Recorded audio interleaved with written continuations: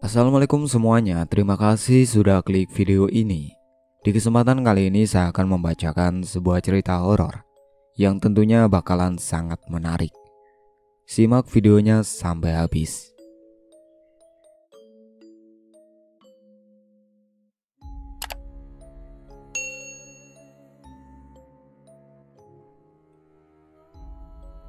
Masa tiap hari lauknya ini terus sih mas?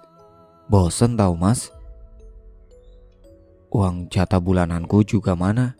Dulu kamu kan janji sama aku, kalau sudah nikahin aku, bakal ngasih aku uang bulanan buat jajan aku. Buktinya mana mas? Keluh seorang istri yaitu Nivi kepada suaminya. Mereka sepasang suami istri yang kini hidupnya dalam kekurangan. Dan kini sering berdebat masalah-masalah sepele. Dan itu terpicu karena kurangnya ekonomi mereka. Dulunya Andre ini adalah seorang karyawan tetap di sebuah pabrik terkenal dan dengan gaji yang lumayan. Sebelum menikah dulu, Andre seringkali beliin Nivi hadiah-hadiah dengan harga yang mahal-mahal. Dan berkata, jika nanti Andre menikahi Nivi, akan memberikan duit bulanan yang lebih. Namun faktanya berbanding terbalik. Sebelumnya Andre itu tidak sengaja membuat kesalahan fatal saat bekerja. Dan karena hal itu, Andre akhirnya dipecat dari pabriknya setelah menikah dengan Nivi. Dan sekarang kini dia lantang-lantung belum mendapatkan pekerjaan. Padahal baru saja usia pernikahannya mereka masih 1 tahun. Mereka juga masih tinggal ngekos di perantauan, belum pulang kampung. Andre yang muak dengan ocehan istrinya, dia pun memutuskan pergi dari rumah dan nongkrong bareng teman di rantauan yang kala itu juga masih nganggur, sekalian mencari info-info bila ada lowongan pekerjaan. Nivi hanya bersungut-sungut di rumah usai kepergian suaminya itu. Sedikit informasi, Nivi ini sebenarnya sangat cantik banget. Beruntung banget Andre yang bisa mendapatkan Nivi. Tapi minusnya Nivi itu pengennya hidup dengan glamor dan punya uang banyak. Saat itu Andre mampir ke kosan temannya di sana. Dia ngerokok, gitaran, dan ngobrol-ngobrol hal-hal yang gak penting di sana. Mereka bahkan menghabiskan waktu sampai berjam-jam untuk hal yang sangat tidak penting sama sekali. Temannya itu juga nasibnya sama dengan Andre. Mereka udah mencari loker ke sana kemari, namun belum ada yang tembus juga. Singkat cerita, waktu sore hari pun tiba, dan saat itu maghrib hampir berkumandang. Andre memutuskan untuk pulang naik motornya. Saat itu dia melewati jalanan di sebuah kuburan kala itu ketika maghrib-maghrib. Jalanan yang dilewatinya sangat sepi sekali, hanya dia saja yang di sana, dan lumayan gelap. Hanya ada penerangan lampu senter dari motornya itu. Ketika dia melewati kuburan, hawanya sangat terkesan angker sekali. Andre pun bergidik merinding. Sepi banget. Mana malam Jumat Kliwon lagi, jadi merinding gini. Tiba-tiba saja, dia dikejutkan dengan penampakan sosok anak kecil yang berlarian. Dia heran, kenapa ada bocah malam-malam main di kuburan. Tuh bocah anaknya siapa sih? Kok malam-malam masih larian di kuburan? Emaknya kemana ya? Gumamnya. Namun sesaat kemudian, bocah itu membalikkan tubuhnya dan menatap ke arah Andre. Ternyata sosok anak kecil itu adalah sosok tuyul. Kedua matanya merah menyala dengan gigi yang tajam dan hanya mengenakan popok saja. Sontak Andre yang melihat sosok itu pun teriak dan langsung menancap gas motornya dengan sangat kencang, kabur dari situ dan berharap cepat sampai di rumah. Beberapa saat kemudian setibanya Andre di rumah, dia sangat ngos-ngosan sekali dengan bajunya yang terlihat kusut dan berkeringat karena belum mandi dan keringat ketakutannya tadi.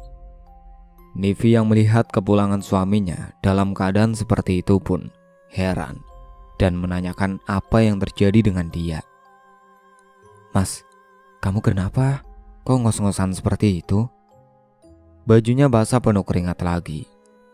Saat itu Andre mencoba untuk mengatur nafasnya yang masih terasa tidak beraturan, dan jantungnya masih berdegup sangat kencang sekali.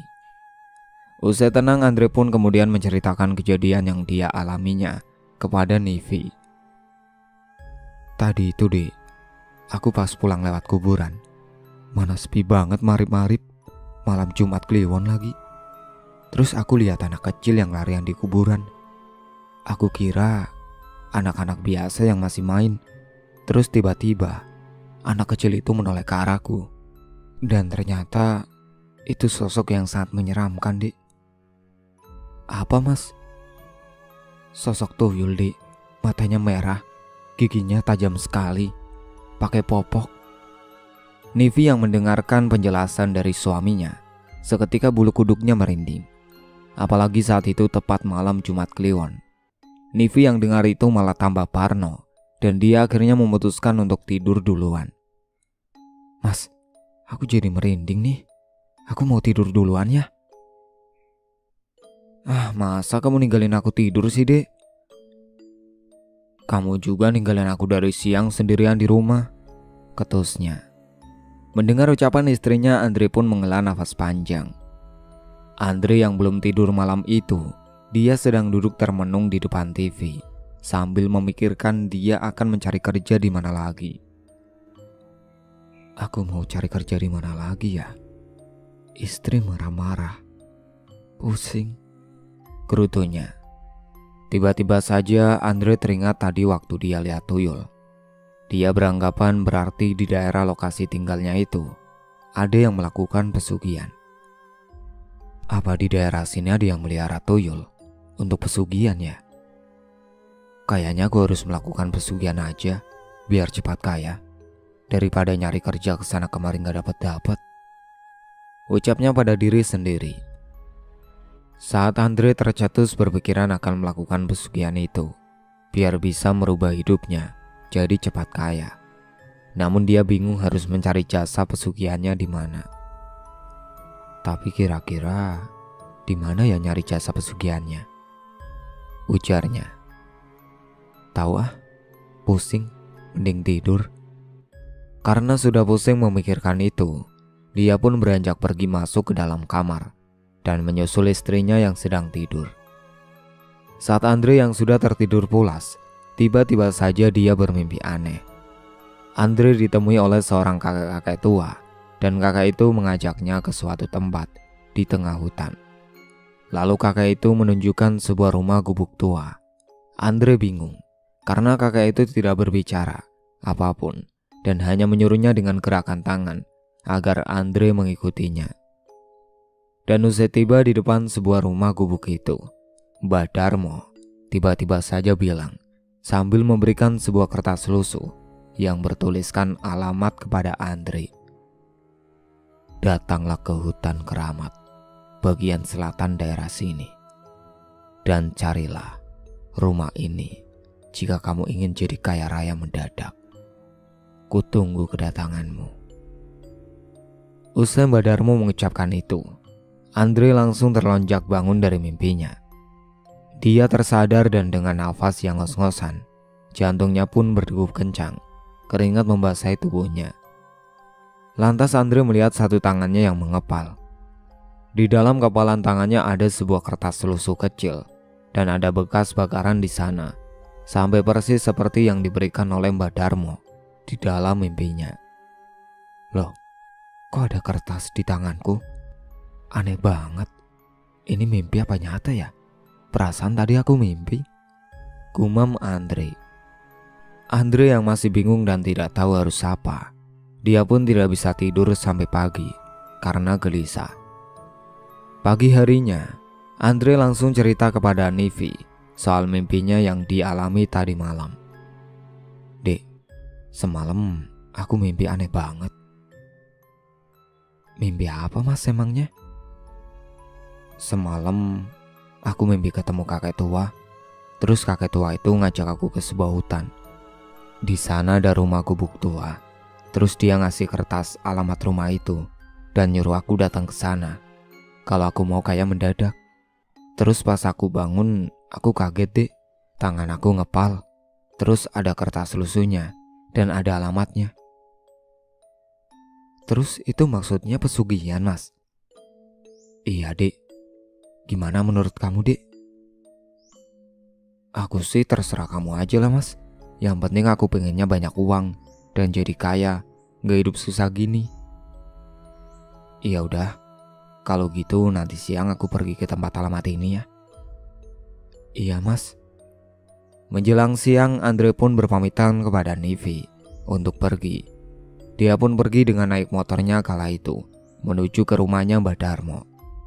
Karena naik motor dan perjalanan yang dilaluinya cukup jauh, dia sempat berhenti berkali-kali untuk istirahat dan menanyakan pada orang-orang soal jalan yang dilewatinya itu benar atau tidak.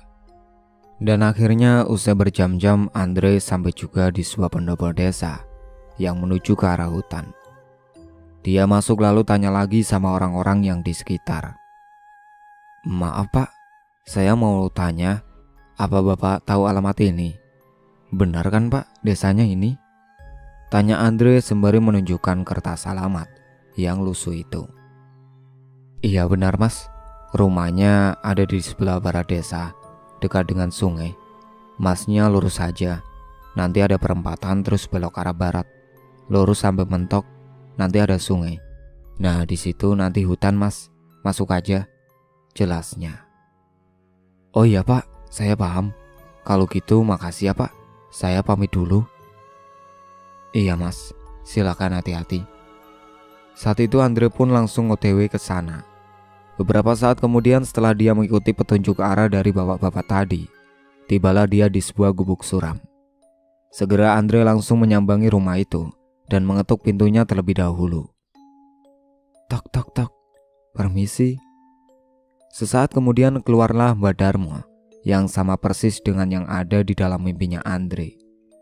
Kemudian Mbah Darmo langsung mempersilahkan dia masuk ke dalam karena dia sudah tahu bahwa Andre akan datang. Saya sudah tahu, kau pasti akan datang kemari. Ayo masuk, ucap Mbah Darmo. Sesampainya di dalam rumahnya Mbah Darmo, Andre tanpa ditanya olehnya langsung meminta untuk dirinya bisa cepat kaya dalam waktu cepat.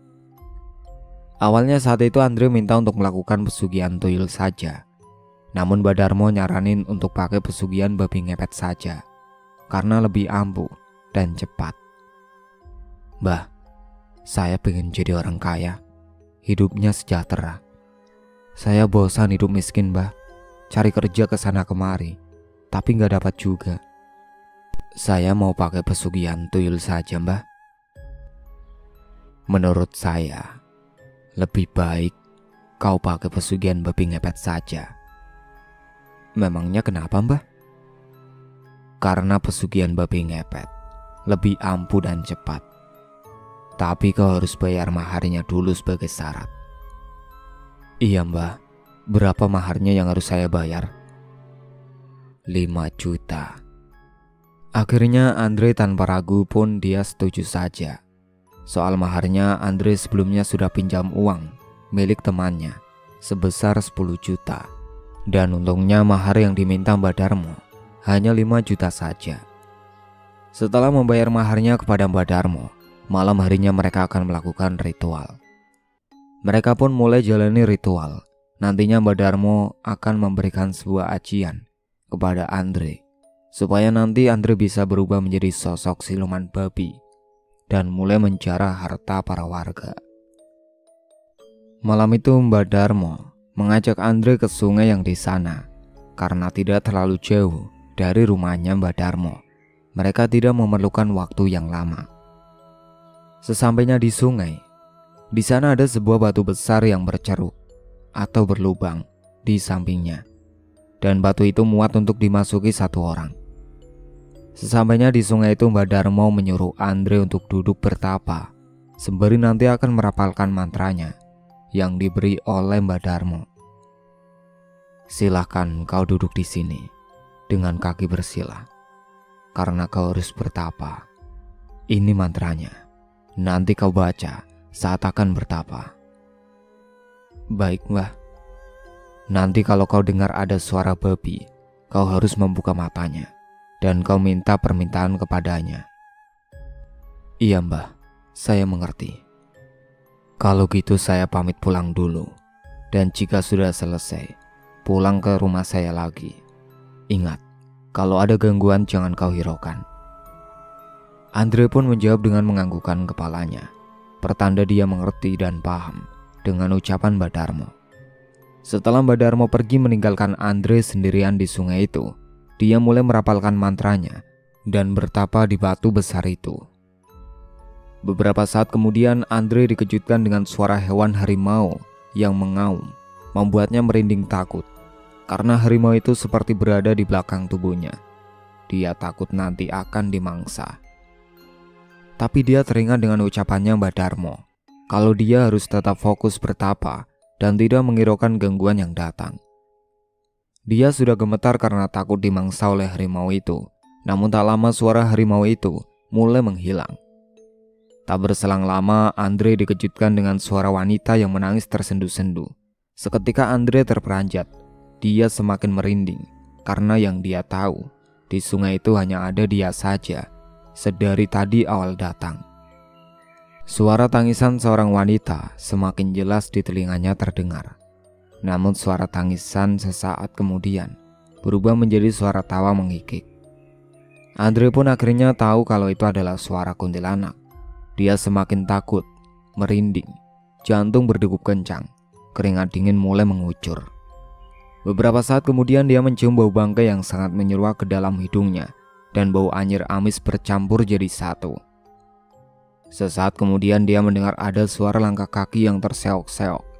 Namun saat itu Andre tetap berpikir positif, kalau suara langkah kaki itu adalah suara hewan yang lewat. Tak berselang lama, Andre dikejutkan dengan hembusan angin kencang, membuatnya kedinginan karena hawa dingin merasuk ke dalam tubuh. Dan saat itu, Andre mendengar ada suara babi yang artinya Andre harus membuka kedua matanya. Saat itu Andre terkejut, tubuhnya langsung gemetaran karena yang dia lihat itu bukan babi seperti biasanya, melainkan babi yang dilihatnya itu sangat besar sekali, seukuran dengan seekor kerbau. Sontak dia terperanjat tubuhnya sampai mundur sejengkal. Namun dia mencoba untuk tetap tenang, dan sosok siluman babi itu bisa berbicara layaknya manusia. "Wahai manusia, ritualmu sudah saya terima. Apa maumu?" "Saya mohon ingin menjadi kaya raya dan hidup sejahtera berkecukupan." Sesaat kemudian entah dari mana asalnya tiba-tiba saja sosok babi itu mengeluarkan sebuah batu berwarna merah dan diberikan kepada Andre. "Bawalah batu itu." "Baik." Setelahnya sosok babi itu menghilang begitu saja. Segera saat itu Andre yang sudah selesai melakukan ritualnya beranjak kembali ke rumahnya Mbak Darmo. Beberapa saat kemudian Andre pun sampai juga di rumahnya Mbak Darmo, dan mereka akan melakukan ritual kembali untuk memberikan mantra pada batu warna merah dari sosok babi itu. "Ini Mbah, saya dapat ini." Lalu mereka masuk ke dalam ruangan ritual yang ada di dalam rumahnya Mbak Darmo. Di dalamnya sudah ada kemenyan yang dibakar oleh Mbak Darmo. Tidak hanya itu, namun sudah ada beberapa sesajen yang tertata rapi di atas meja. Kemudian Mbak Darmo mulai merapalkan mantranya sembari mengasapi sebuah batu yang berwarna merah itu. Dengan mulut berkomat-kamit membacakan mantranya. Andre hanya melihat Mbak Darmo melakukan ritual. Sesaat kemudian hembusan angin kencang masuk ke dalam ruang ritual. Andre pun bulu kuduknya langsung berdiri. Saat itu Andre mendengarkan suara babi seperti yang dia dengar saat sedang melakukan ritual di sungai. Ternyata ada sosok babi yang ukuran sebesar kerbau berada di sampingnya Mbak Darmo. Sontak Andre yang melihat itu langsung terkejut. Mbak Darmo langsung berkomunikasi dengan sosok itu. Dan Andre tidak tahu apa yang sedang mereka bicarakan saat itu.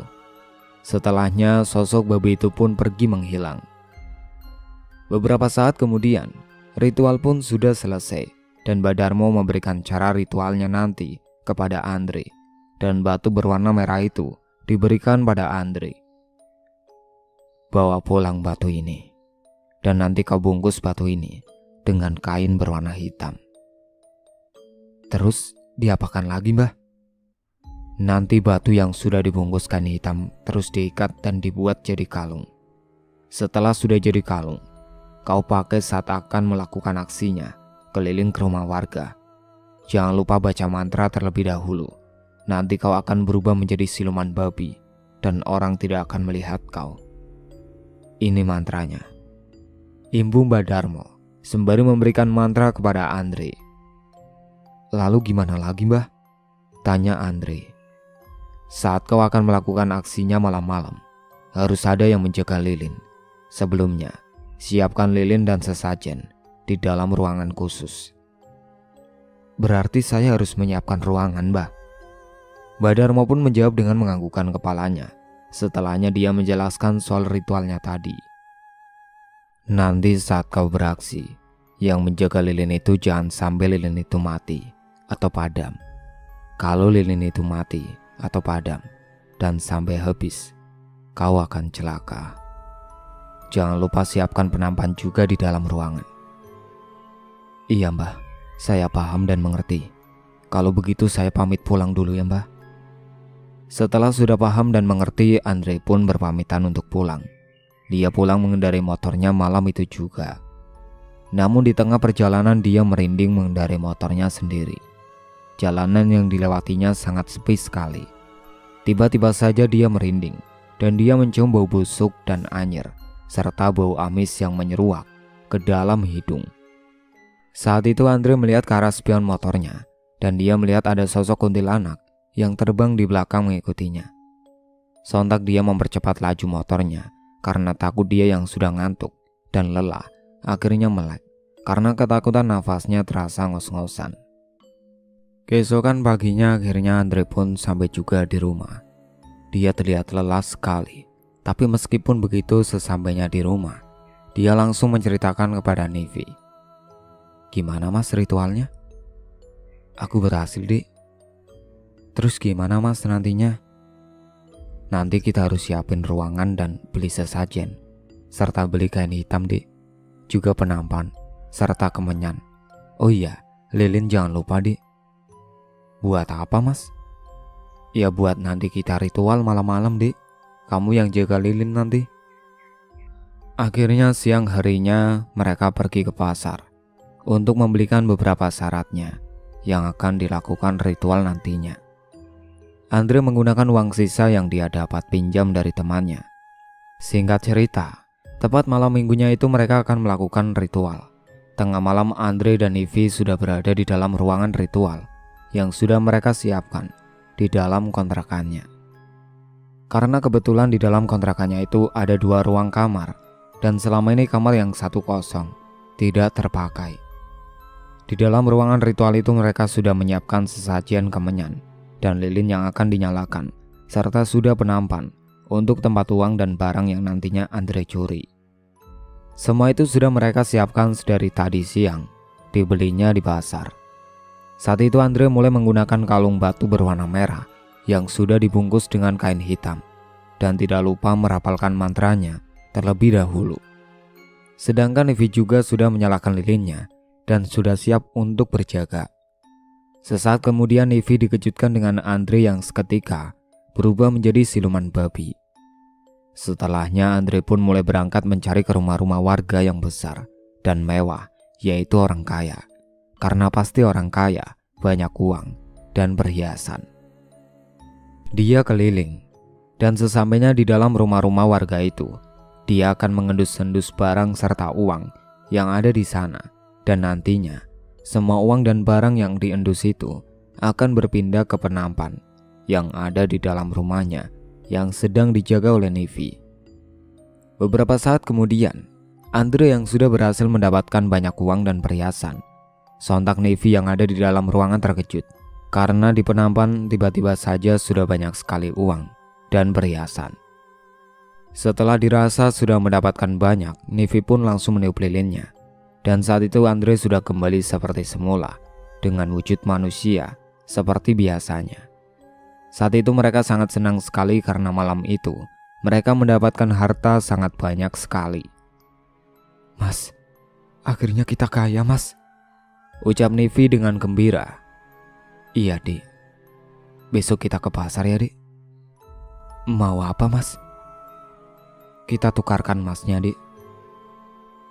Oh iya, Mas, kamu bener. Kalau gitu kita simpan dulu, Mas.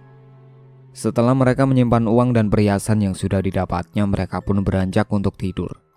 Akan tetapi saat itu Andre belum bisa tidur, sehingga dia pun duduk santai terlebih dahulu di ruang TV. Karena dia juga masih senang, karena mendapatkan uang banyak, jadi dia belum bisa tidur. Saat itu Andre yang sedang duduk di depan TV sendirian, sementara Nevi sudah tertidur pulas. Tiba-tiba saja Andre melihat sekelebat bayangan hitam yang melesat begitu saja, sangat cepat sekali. Sontak bayangan hitam itu membuatnya terkejut. Dia pun mengedarkan pandangannya mencari keberadaan bayangan hitam yang tadi melesat dengan cepat. Namun dia tidak melihat bayangan itu lagi.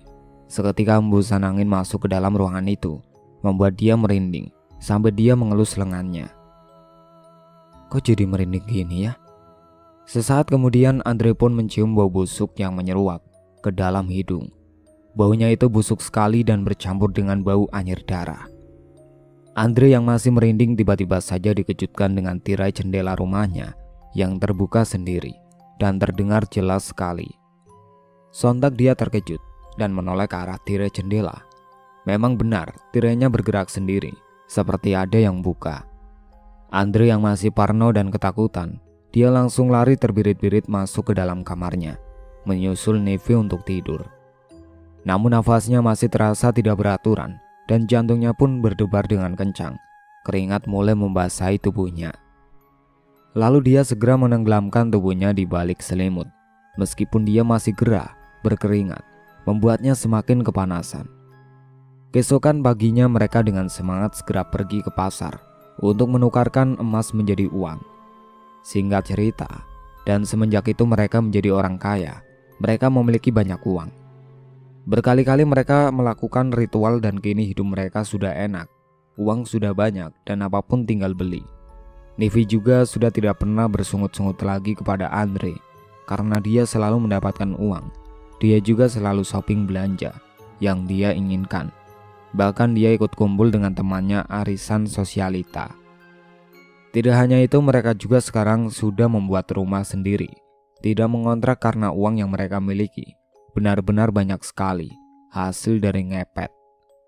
Bahkan mereka juga memiliki usaha ruko sendiri, meskipun Andre nganggur di rumah. Tapi mereka punya usaha dan karyawan, jadi bisa mengecoh warga. Namun tak elak, rumor soal warga yang sering kehilangan uang dan barang berharga yang mereka miliki mulai tersebar luas. Tidak lain ada juga beberapa warga yang curiga dengan Andre dan Nevi karena mereka tiba-tiba banyak uang dan kaya mendadak. Suatu ketika saat Nevi sedang belanja ke warung dekat rumahnya, ada beberapa ibu-ibu yang sedang bergosip soal uang dan barang yang pada hilang. Bu, kira-kira siapa ya yang ngambil uang kita? Kok bisa hilang? Apa iya ada maling? Menurut saya pasti ada yang ngepet di daerah sini, Bu. Saat Nevi datang, ibu-ibu langsung menghentikan obrolannya.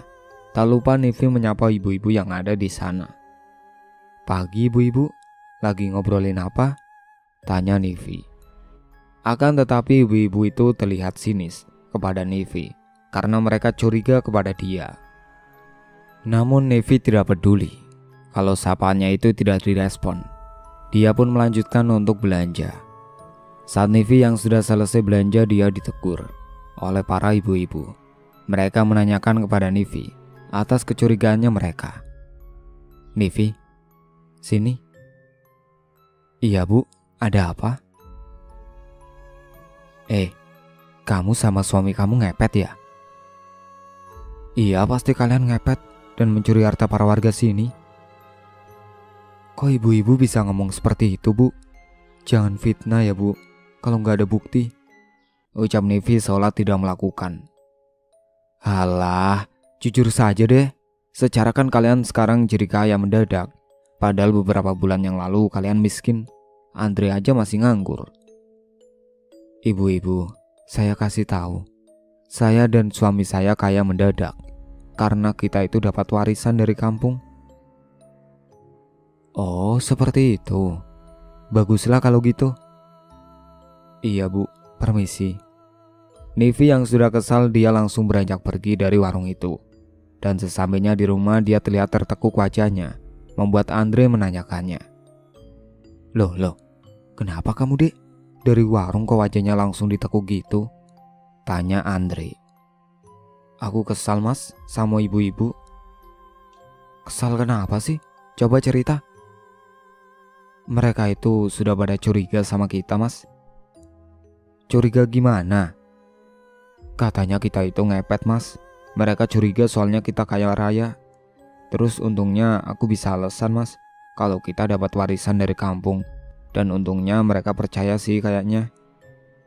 Waduh, bahaya ini. Tapi biarlah, yang penting kita kaya raya dan banyak uang kan dek. Udah gak usah dipikirin, gak usah sedih lagi. Mending sekarang kita ke pasar beli sajen, buat nanti malam kita ritual lagi dek. Iya mas. Singkat cerita, malam hari pun tiba. Sebelum melakukan ritual, Nivi sedang memainkan ponselnya di dalam kamarnya. Tiba-tiba saja dia dikejutkan dengan sekelebat bayangan yang melesat dari pandangannya. Sontak dia pun terperanjat. Saat itu Nivi berada di dalam kamar sendirian, sementara Andre sedang pergi ke rumah temannya, nongkrong sebentar sebelum melakukan ritual. Nivi yang di dalam kamar tepat di depan kasurnya, ada sebuah lemari dan di depannya ada sebuah cermin.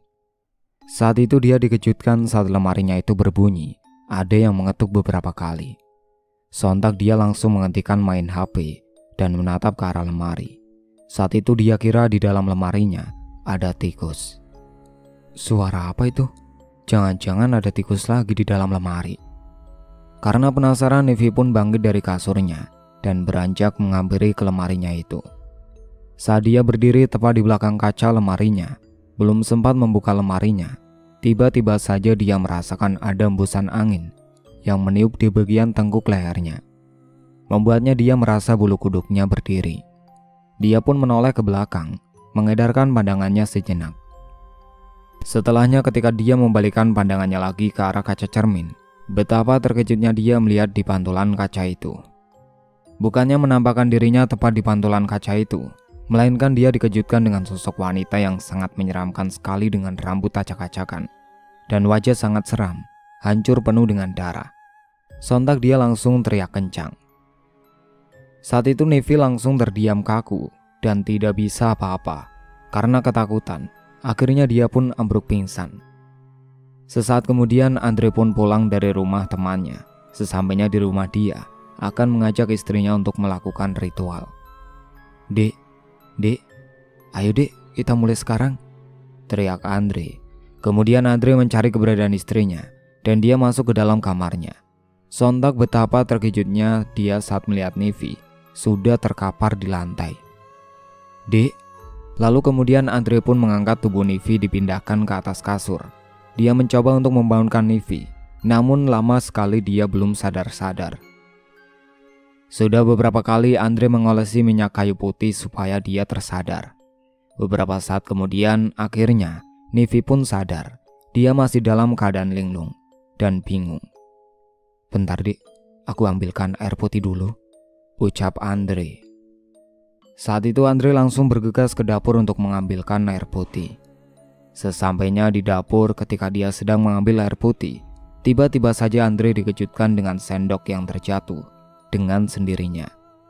Sontak dia terkejut dan mencoba mengambil sendok yang terjatuh di lantai.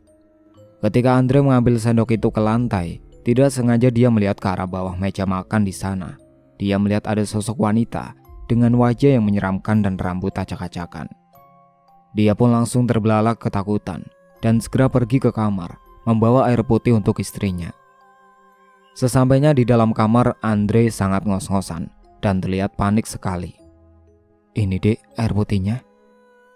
Mas, kamu kenapa? Kok ketakutan gitu? Tanya Nivi kemudian. Lalu Andre mencoba untuk mengatur nafasnya sejenak dan baru menceritakan kepada Nivi.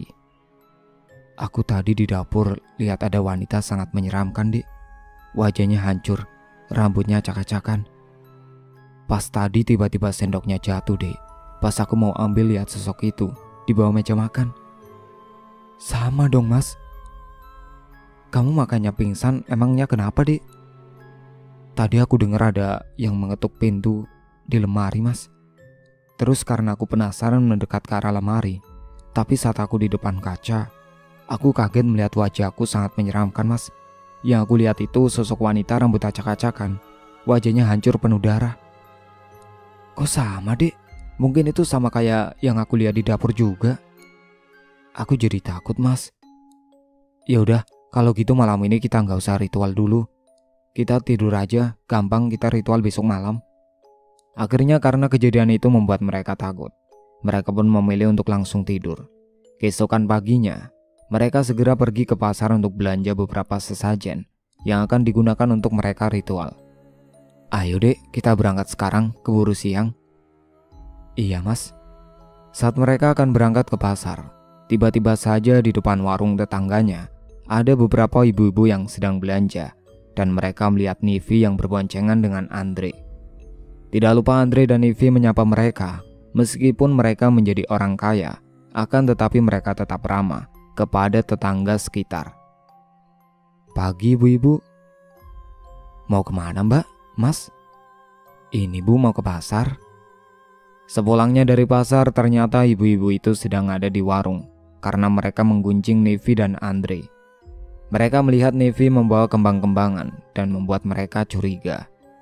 Lihat itu, ibu-ibu, dia kok bawa kembang-kembang buat apa ya?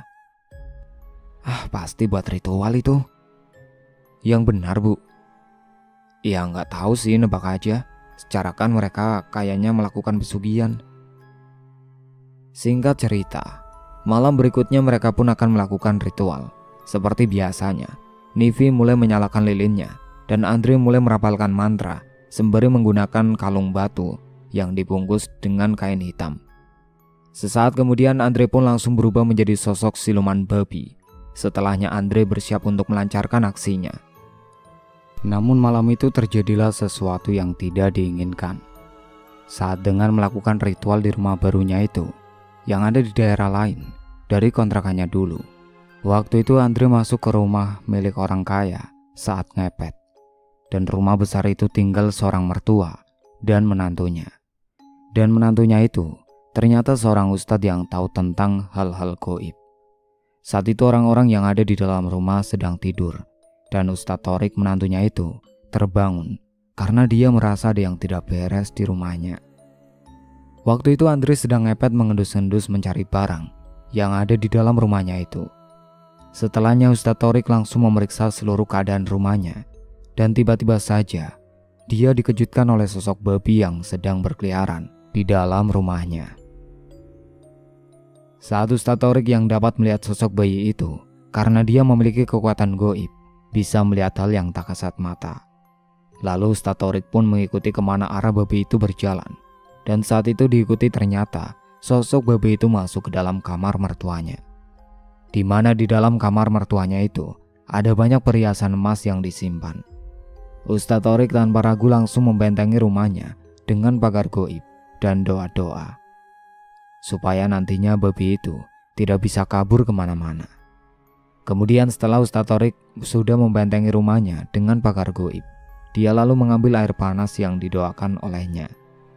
Andre yang saat itu sedang mengendus-ngendus supaya uang dan perhiasan itu didapatkan. Akan tetapi, sesaat kemudian dia merasa ada yang tidak beres karena dia gagal tidak mendapatkan uang dan emas itu. Saat itu dia pun berusaha untuk kabur, namun naas, dia tidak bisa keluar dari sana karena sudah dipagari gaib. Lalu Ustadz Torik langsung berteriak memanggilnya. Berhenti kau wahai siluman. Bersamaan dengan teriakan itu Ustadz Torik segera mengguyur sosok itu dengan air panas yang tadi sudah didoakan. Dan wujud gaib itu langsung nampak di pandangannya, seolah babi biasa. Sosok babi itu kepanasan dan guling-guling sembari mengeluarkan suara khasnya di ruang tengah. Ibu mertuanya Ustadz Torik yang sedang tidur terbangun karena tadi mendengar teriakan menantunya. Lalu dia bangun dan terkejut saat melihat ada babi di dalam rumahnya sedang ditangani oleh Ustadz Torik. Astagfirullahaladzim, Kok ada babi? Dari mana, Rik? Ini bukan babi biasa, Bu. Terus, maksud kamu? Ini babi ngepet, Bu. Tadi saya lihat babi itu mau masuk ke dalam kamar Ibu.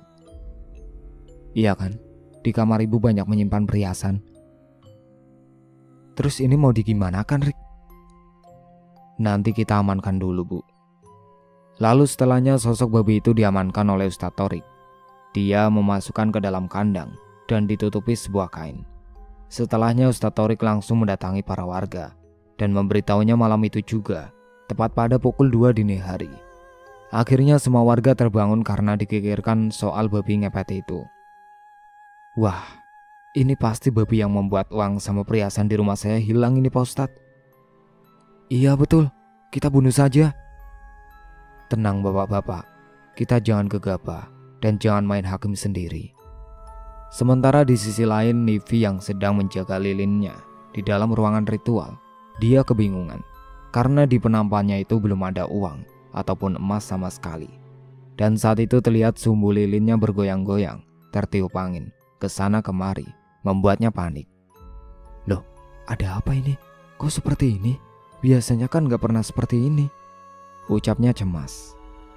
Apa mungkin terjadi apa-apa pada Mas Andre ya? Pertanyaan-pertanyaan itu membuatnya semakin khawatir dan takut. Hembusan angin pun masuk ke dalam ruangan ritual itu, membuat Nivi ketakutan. Dan dia bingung apa yang harus dilakukannya. Sesaat kemudian Nivi pun melihat ke jendela ruang ritualnya, menanti suaminya yang belum kunjung datang juga. Duh, Mas Andri kemana sih?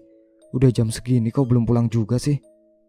Sementara di sisi lain para warga yang habis pulang sholat subuh, melihat ke arah kandang itu, terkejut. Karena babi yang ada di dalam kandang itu berubah wujudnya menjadi sosok manusia.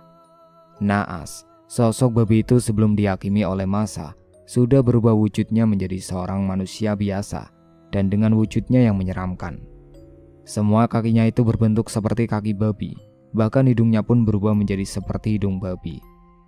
Andre pun akhirnya meninggal dunia karena sudah diketahui identitasnya oleh para warga karena sosok babi yang sudah menjalin kontrak perjanjian itu tahu. Astagfirullahaladzim, ucap semua warga yang ada di sana. Dan saat itu ada beberapa warga yang mengenali Andre karena masih tetanggaan dengan Andre. Ini kok seperti orang yang baru pindahan. Iya bener ya, Mas Andre. Wah, berarti selama ini mereka melakukan pesugihan babi. Tenang-tenang bapak-bapak, ibu-ibu, jangan berisik. Gimana bisa tenang sih Pak Ustadz? Dia sudah membuat resah mengambil uang dan perhiasan kita semua. Beberapa saat kemudian Andre yang wujudnya sudah berubah itu pun akhirnya meninggal dunia. Dan dalam keadaan seperti itu, Nivi yang berada di dalam ruangan ritualnya itu semakin panik dan bingung harus melakukan apa. Karena lilinnya itu semakin mengecil dan sampai akhirnya padam dengan sendirinya.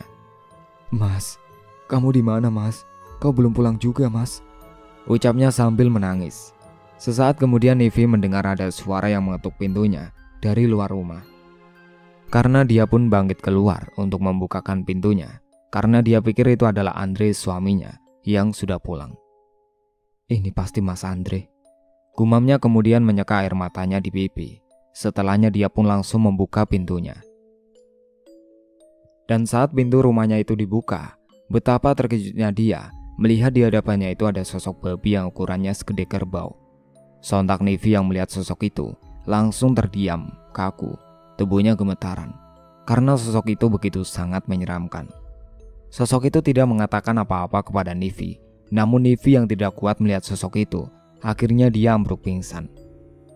Keesokan paginya beberapa warga datang ke rumahnya Nivi, namun mereka terkejut karena sudah melihat Nivi terkapar di ambang pintu rumahnya. Dan mereka langsung mengangkat Nivi masuk ke dalam ruang tamu serta mencoba untuk dibangunkan. Beberapa saat kemudian akhirnya Nivi sadar juga dari pingsannya. Dia terkejut karena melihat di rumahnya sudah ada banyak orang. Loh, Bapak, Ibu, ada apa ya? Kok rame-rame di sini? Tanyanya kebingungan. Mbak, saya datang ke sini untuk mau nanya, apa Mas Andre ada di rumah ya? Tanyanya. Sontak saat itu Nivi kebingungan harus menjawab apa, dan akhirnya dia pun jujur kepada semuanya tentang apa yang sudah mereka lakukan. Saya juga tidak tahu suami saya di mana. Saya mau jujur, selama ini saya dan suami saya itu melakukan pesugihan babi ngepet. Astagfirullahaladzim. Selama kita melakukan ritual, namun tidak seperti biasanya. Lilin yang saya jaga itu padam, dan gak tahu di mana suami saya sampai sekarang belum pulang. Nivi menjelaskan itu sembari menangis. Berarti benar kalau yang di depan rumahnya Ustadz Torik itu Mas Andre. Iya benar, ayo mbak kita ke sana. Akhirnya saat itu Nivi dibawa oleh para warga ke tempatnya Andre, dan dia nangis kejer saat tahu suaminya itu sudah meninggal dunia, dan tidak menyangka kalau suaminya itu akan meninggal dalam keadaan seperti itu.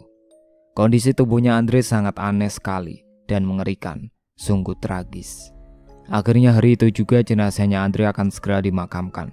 Akan tetapi saat dimandikan jenazahnya itu, baunya busuk sekali. Bahkan para warga semua yang bertakziah ke rumahnya itu terus menggunjing. Mereka yang datang ke rumahnya juga merinding, karena rumahnya itu ada tempat ritual, apalagi mereka melakukan pesugihan. Saat itu jenazahnya yang akan dikafani juga tiba-tiba mengeluarkan cairan hitam entah apa dari tubuhnya. Kasihan ya, meninggalnya dalam keadaan seperti itu. Iya, dia pasti kena azab itu. Biarkan saja, rasain sendiri akibat perbuatannya itu yang sudah melakukan pesugihan. Setelah sepeninggalnya Andre, sekarang Nivi akan diproses secara hukum karena diduga kasus penjeruan dan juga meresahkan warga. Semenjak itu rumah dan semua ruko usaha milik Andre dan Nivi itu terbengkalai, tidak ada yang ngurus. Bahkan rumahnya yang terbengkalai bertahun-tahun itu angker, banyak penghuninya, bukan manusia, melainkan sosok-sosok tak kasat mata yang menyeramkan. Carilah rezeki dengan cara yang halal. Jangan sampai melakukan hal yang sesat demi mendapatkan harta kekayaan yang melimpah. Karena semua tidak berkah dan berakhir dengan celaka di kemudian hari. Tetap sabar dan syukuri apa yang ada. Jangan pernah menyerah, tetap berusaha sebisa mungkin. Itulah akhir ceritanya. Sekian dari saya. Wassalamualaikum warahmatullahi wabarakatuh.